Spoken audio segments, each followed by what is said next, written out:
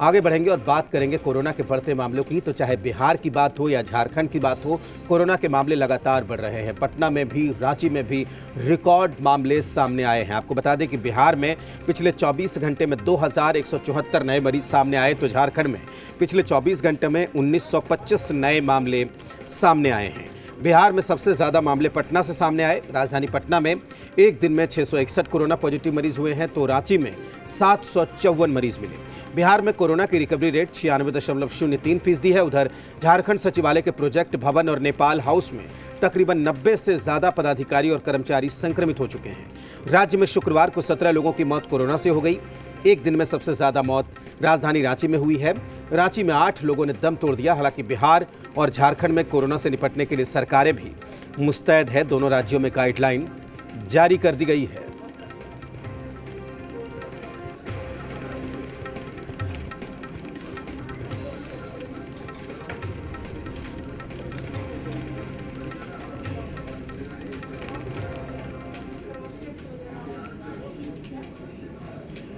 तो लगातार कोरोना के मामले बढ़ते जा रहे हैं, रिकॉर्ड नंबर जो सामने आ रहे हैं, और जाहिर सी बात है कि प्रशासन और सरकार की चिंता कहीं न कहीं इस बात को लेकर बढ़ गई है। हालांकि सख्ती भी लागू कर दी गई है। रांची से जी मीडिया संवाददाता कुमार चंदन इस वक्त हमारे साथ जुड़े हुए हैं। चंदन, अब जो समस्याएं हैं, सख्ती तो बढ़ा दी गई है, लेकिन कोरोना भी उसी रूप में लगातार बढ़ता हुआ सामने आ रहा है।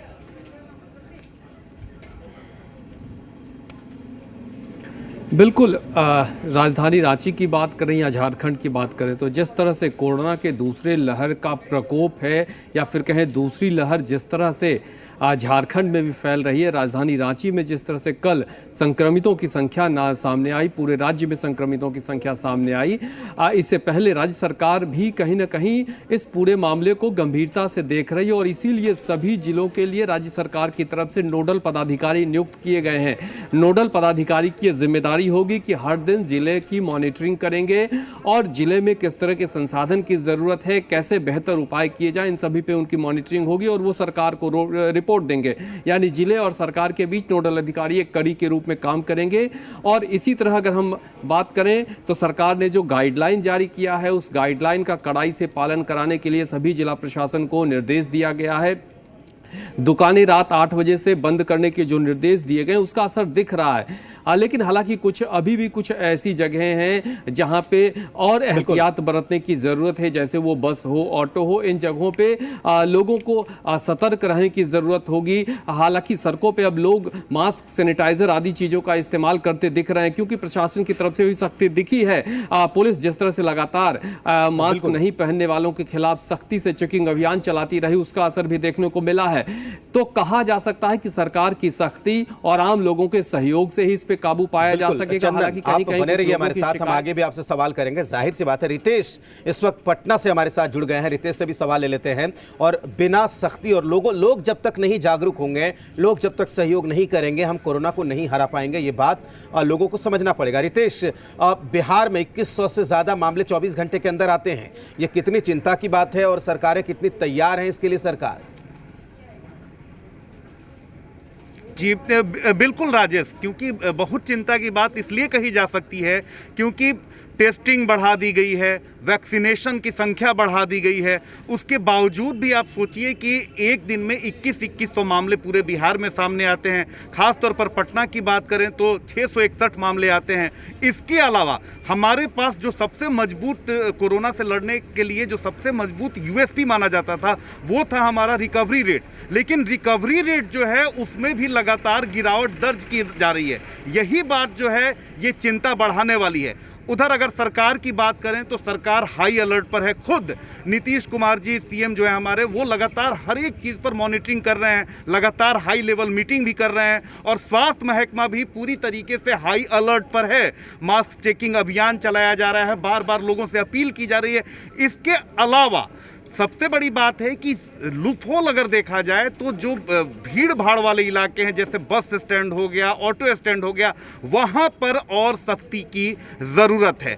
इसके अलावा अब धीरे धीरे जो सरकार अपील कर रही है, जो प्रशासन अपील कर रहा है, उसका असर सड़कों पर देखने को मिल रहा है। लोग मास्क लगाते हुए नज़र आ रहे हैं, सोशल डिस्टेंसिंग भी दिख रही है, लेकिन इसे और सख्त बनाने की ज़रूरत है, क्योंकि कुछ लोग ऐसे भी हैं जो सरकार के बार बार अपील करने के बावजूद नियमों को, जैसे उन्होंने ठान लिया है कि इन नियमों को वो नहीं मानेंगे, तो ऐसे लोगों को चिन्हित करने की ज़रूरत है, ऐसे लोगों पर फाइन करने की ज़रूरत है।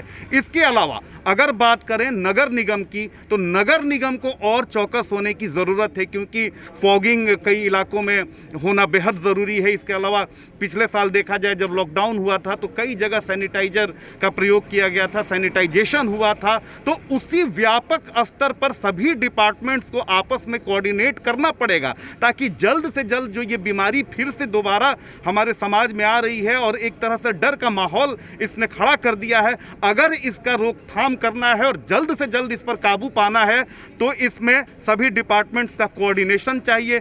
इसके अलावा जब तक आम जनता का सहयोग नहीं मिलेगा, जब तक आम जनता सरकार की बातों पर अमल नहीं करेगी, सावधानी नहीं बरतेगी, तब तक इस बीमारी से निजात पाना मुश्किल होगा। बिल्कुल रितेश, आप बने रहिए हमारे साथ। जाहिर सी बात है कि कहीं ना कहीं चिंता की बात हो गई है। चंदन, अकेले रांची में 700 से ज़्यादा मामले सामने आते हैं, सचिवालय में कोरोना विस्फोट हो जाता है, तो जाहिर सी बात है कि चिंता अब लगातार बढ़ती जा रही है।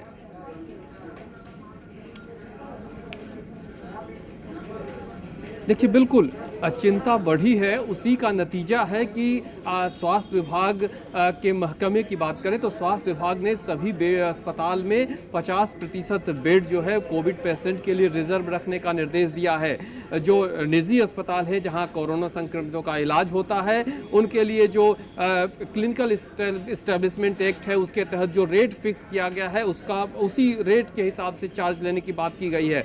लोगों से एहतियात बरतने की अपील की जा रही है। अब तो सार्वजनिक जगहों पे भी सैनिटाइजेशन जिला प्रशासन की ओर से करवाया जा रहा है। तो ऐसे तमाम उपाय हैं, क्योंकि जिस तरह से कोरोना संक्रमितों की रफ्तार हाल के दिनों में बढ़ी है, यह निश्चित तौर पे चिंता का विषय है।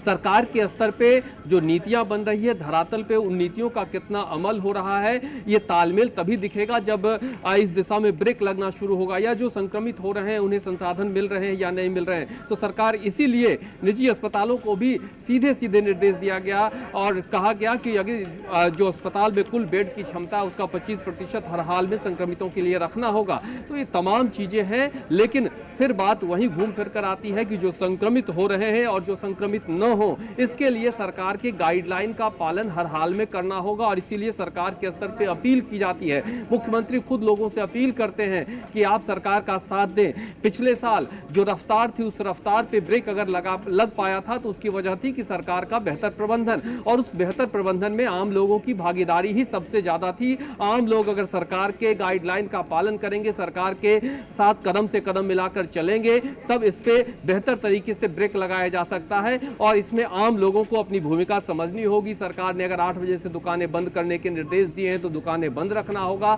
5 लोगों से ज्यादा सड़क पर न निकलने की सलाह दी गई है तो भीड़ भाड़, सोशल डिस्टेंसिंग का पालन करना होगा। भीड़ भाड़ नहीं लगाना होगा। 144 अगर लगाया गया है तो उसका पालन करना होगा। ये सभी चीजें एहतियात के तौर पे आम लोगों को समझना होगा। और तभी इस पे जो दूसरी लहर है, जो दूसरा स्ट्रेन है, क्योंकि अब तो डॉक्टर एक्सपर्ट्स ये भी बता रहे हैं कि दूसरी लहर जो है उसमें कई ऐसे संक्रमित निकलकर सामने आ रहे हैं जिन्हें कोई भी लक्षण दिखाई नहीं दे रहा है, कोई सिम्टम्स उसमें नहीं है, लेकिन अचानक से जब उनकी परेशानी बढ़ती है, उनकी जांच करवाई जाती है तो पता चलता है कि ये भी संक्रमित हैं। तो दूसरा सिम्टम, दूसरा स्ट्रेन जो है वो भी लोगों के लिए कहें तो परेशानी का सबब है। इन सभी पहलुओं पर कहीं ना कहीं सरकार भी होमवर्क कर रही है और आम लोगों को भी भागीदारी निभानी होगी।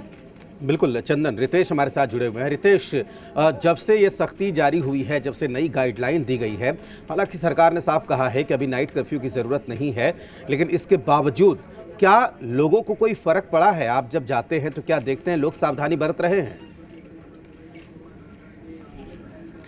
हाँ, फर्क अब अगर पिछले 2 दिनों की बात की जाए राजेश, तो धीरे धीरे फर्क दिखने लगा है, क्योंकि अखबारों के माध्यम से, टीवी के माध्यम से लोगों को जो भयावहता है इस बीमारी की, उसकी सीरियसनेस अब धीरे धीरे लोग समझ रहे हैं। लोगों को इतना पता है कि सरकार अगर सख्ती ला रही है, सरकार अगर पाबंदी कर रही है, तो जाहिर सी बात है कि मामला सीरियस है, तभी सरकार इस तरह के फैसलों को लेती है। तो धीरे धीरे वो जागरूकता फैलने लगी है। लेकिन वैसे भी लोगों की तादाद है जो तर्क करते हैं, कुतर्क करते हैं और मास्क को लेकर, सैनिटाइजेशन को लेकर वो जो सावधानी दिखानी चाहिए वो नहीं दिख पा रही है। सबसे बड़ी बात है कि लगातार हम ग्राउंड रिपोर्टिंग कर रहे हैं, क्योंकि लगातार जो सामाजिक सरोकार की खबरें होती हैं जी बिहार झारखंड उसे प्राथमिकता के साथ दिखाता है। तो बस स्टैंड, सब्जी मंडी, इसके अलावा जो भी भीड़ भाड़ वाले इलाके हैं वहां पर सख्ती बरतनी होगी, क्योंकि बसों में कहा जा रहा है कि 50% यात्री ही चलेंगे, ऑटो में 50% यात्री ही चलेंगे। लेकिन अगर आप ग्राउंड रियलिटी देखेंगे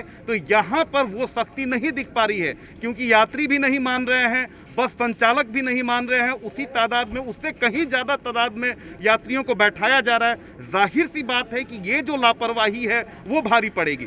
सबसे बड़ी अच्छी बात आज मुझे ये लगी कि जितने भी राजनीतिक दल हैं आज वो एक मंच पर आए। उन्होंने साफ तौर पे कहा कि आरोप प्रत्यारोप लोकतंत्र में जायज है, ये किया जाता है, राजनीतिक दल करते हैं, लेकिन जब बीमारी की बात आती है तो यहाँ पर सभी को एक मंच पर आना होगा। आरजेडी की बात करें, कांग्रेस की बात करें, जेडीयू की बात करें, बीजेपी, सभी दलों ने आज अपील की है जनता से कि सीरियसली इस बीमारी को लें और सरकार के साथ कदम से कदम मिलाकर चलें, क्योंकि सरकार हर जगह नहीं पहुंच सकती है।